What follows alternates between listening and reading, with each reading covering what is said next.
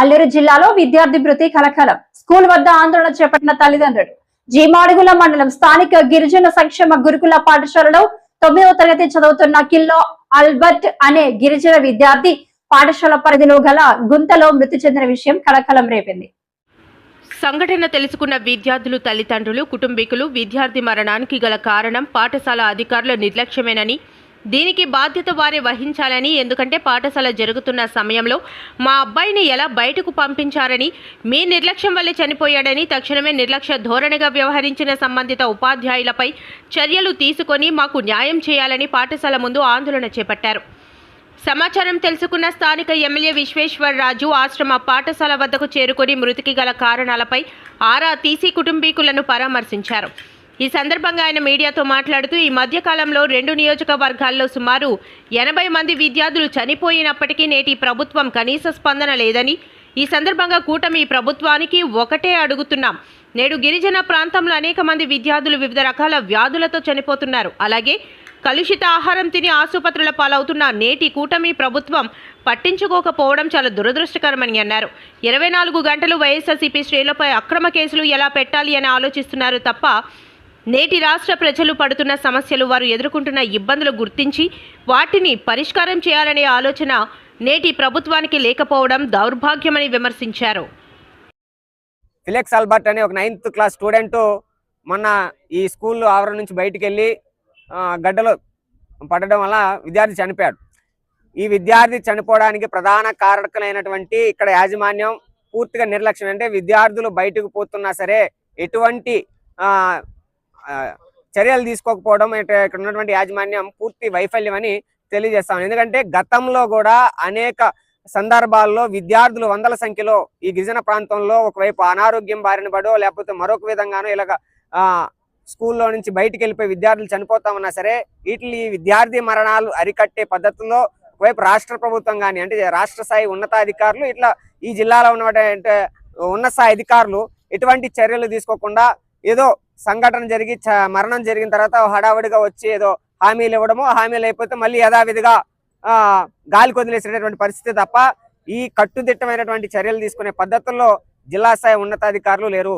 విద్యార్థి మరణాలను ఆపాల్సినటువంటి బాధ్యత ఇక్కడ అధికారులకు ఉన్నప్పటికీ దానిపై స్పష్టమైనటువంటి తమ వైఖరిని తెలిసేటటువంటి పరిస్థితి లేదు. కాబట్టి మేము ఇప్పటికే చెప్తున్నాం, చనిపోయిన తర్వాత ఏదో హామీలు ఇవ్వడం తప్ప విద్యార్థి మరణాలు అరికట్టడానికి ఆగడానికి తగు చర్యలు మీరు తీసుకోవట్లేదని కూటమి ప్రభుత్వం అలానే ఇక్కడ జిల్లా స్థాయి ఉన్నతాధికారులు కూడా లేరని ఈ సందర్భంగా తెలియదు. మరి ఒక్కసారి ఇలాంటి సంఘటన జరిగితే కనుక స్కూల్ ఆవరణలోనే లేకపోతే స్కూల్ పర్మిషన్తో బయటకు వెళ్ళడం కాకుండా ఈ యొక్క మేనేజ్మెంట్ లోపం వల్ల కనుక విద్యార్థులు చనిపోతే కనుక ఖచ్చితంగా పెద్ద ఎత్తున విద్యార్థి సంఘాలు అలాగే పేరెంట్స్ కమిటీతో కూడా మమేకం చేసుకుని ఉద్యమాలకి తెరలేపుతామని సందర్భంగా తెలియజేస్తా ఉన్నాం.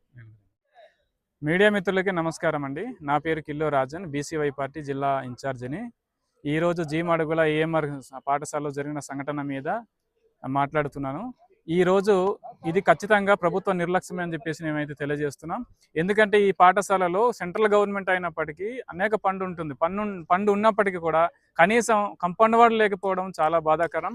ఇటువంటి సంఘటనలు మా అల్లూరు జిల్లాలో ఏజెన్సీ గిరిజన ప్రాంతం అంటే కూడా జరుగుతూనే ఉన్నాయి. జరుగుతున్నప్పటికీ కూడా కనీసం అధికారులు స్పందించలేని పరిస్థితి. ఈరోజు ఏదైనా చర్యలు తీసుకుంటున్నారంటే హెచ్ఎం వార్డెన్ వరకే తప్పితే ఉన్నతాధికారులు ఒక కలెక్టర్ లెవెల్ కానీ ఒక డీడీ లెవెల్ కానీ ఒక పిఓ లెవెల్ కానీ వాళ్ళకి చర్య తీసుకునే పరిస్థితి లేదు.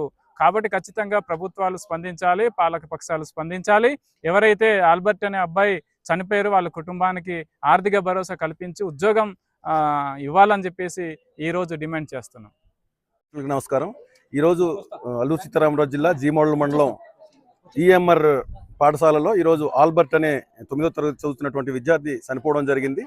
నిజంగా ఈ కూటమి ప్రభుత్వం ఏర్పడి ఈ 19 నెలల కాలంలో అనేక మంది విద్యార్థులు అంటే సుమారుగా 80 మంది విద్యార్థులు 2 నియోజకవర్గాల్లో చనిపోయినప్పటికీ ఈ కూటమి ప్రభుత్వం కనీసం స్పందన లేకుండా ఈరోజు వ్యవహరించినటువంటి పరిస్థితి ఈరోజు కనిపిస్తుంది. మేము ఒకటే అడుగుతున్నాం, ఇక్కడ ఉన్నటువంటి గిరిజన సంక్షేమ శాఖ మంత్రి గారు కానీ అలాగే ఇక్కడ ఉన్నటువంటి మన మన విద్యాశాఖ మంత్రి గారు కానీ అలాగే ముఖ్యమంత్రి చంద్రబాబు నాయుడు గారు కానీ అలాగే మన డిప్యూటీ సీఎం పవన్ కళ్యాణ్ గారికి గిరిజన ప్రాంతంలో మీరు ఏదైనా ఇప్పుడు రోడ్లు వేస్తున్నాము అని చెప్పేసి ఇలా వచ్చేసి అప్పుడు ఫోటోలు దిగేసి వెళ్ళిపోతారు, లేదంటే ఒక మామిడిపల్లిలో లేకపోతే ఏదో దుప్పట్లు పంపిస్తున్నారే తప్ప ఇంతమంది విద్యార్థులు చనిపోతున్నా సరే కనీసం మీరు ఇక్కడ పట్టించుకోకపోవడం చాలా దురదృష్టకరం. నిజంగా ఈరోజు ఇక్కడ ఉన్నటువంటి మా గిరిజన ప్రాంతంలో ఉన్నటువంటి అనేక పాఠశాలల్లో ప్రతి సందర్భంలో కూడా చనిపోవడం జరుగుతుంది. అంటే ఏదో రూపైనా చనిపోవడం జరుగుతుంది. అదే రకంగా ఇక్కడ ఉన్నటువంటి విద్యార్థులందరూ కూడా కలుషిత ఆహారం తిని హాస్పిటల్లో మంచాన పట్టినటువంటి పరిస్థితులు ఉన్నాయి. కానీ ఇన్ని జరుగుతున్నటువంటి పరిస్థితుల్లో కూడా మీరు కేవలం రాష్ట్రంలో ఉన్నటువంటి వైఎస్ఆర్ కాంగ్రెస్ పార్టీ శ్రేణుల మీద కానీ అలాగే నాయకుల మీద కానీ దాడులు కానీ అక్రమ కేసులు పెట్టడంలో మీరు ముందుంటున్నారు తప్ప ఏ కోణాన కూడా ఇక్కడ ఉన్నటువంటి మా గిరిజన ప్రాంతంలో ఉన్నటువంటి ప్రజానికంపై కానీ రాష్ట్ర ప్రజానికంపై కానీ ఏదైనా సంక్షేమ పథకాలు కానీ అమలులో కానీ అభివృద్ధి కానీ విషయంలో కానీ మీరు ఖచ్చితంగా వెనక్కి ఉన్నారని చెప్పేసి కూడా ఈ సందర్భంగా తెలియజేస్తున్నాను. మీకు ఏమైనా చిత్తశుద్ధి ఉంటే మా గిరిజన ప్రాంత ప్రజానికంపై మీకు ఏమైనా చిత్తశుద్ధి ఉంటే మీరు ఇన్ని మరణాలు జరుగుతున్నటువంటి పరిస్థితుల్లో మీరు ఒక కమిటీ వేయండి. ఎందుకు చనిపోతున్నారు ఇంతమంది పిల్లలు? ప్రతి స్కూల్లో చనిపోతున్నారు. ఇంతమంది విద్యార్థులు అనారోగ్యం బారిన పడి మంచాన పట్టుతున్నటువంటి పరిస్థితులు ఉన్నాయి.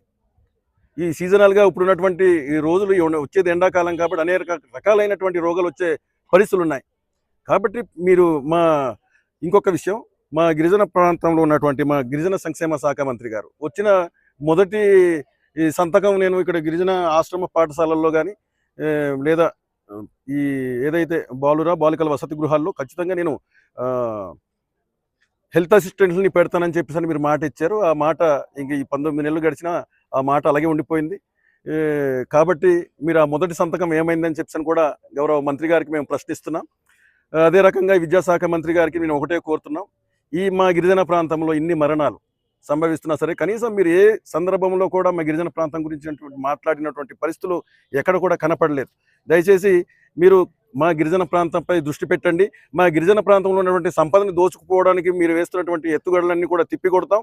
రేపు 22వ తారీఖు అంటే రేపు ఆదివారం పాడేరులో జరిగేటటువంటి మా అన్ని ప్రజా సంఘాలతో కలిపి కూడా మేము ఈ బాక్సైట్కి వ్యతిరేకంగా మేము కార్యాచరణ రూపొందించుకోబోతున్నాం. కాబట్టి మీకు త్వరలోనే మేము తెలియజేస్తాం. మీరు వేస్తున్నటువంటి కుతంత్రాలు మీ కుట్రలన్నింటినీ కూడా తిప్పికొట్టడానికి మేమందరూ కూడా మా గిరిజన ప్రాంతంలో ఉన్నటువంటి ఆదివాసీలందరూ కూడా సిద్ధంగా ఉన్నాం.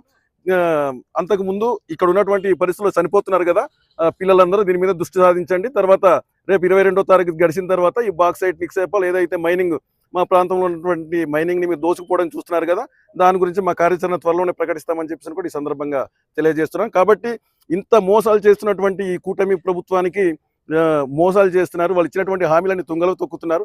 కాబట్టి రాష్ట్రంలో ఉన్నటువంటి ప్రజానికం అంతా కూడా ఒకసారి గమనించాల్సిందిగా కోరుతున్నాం.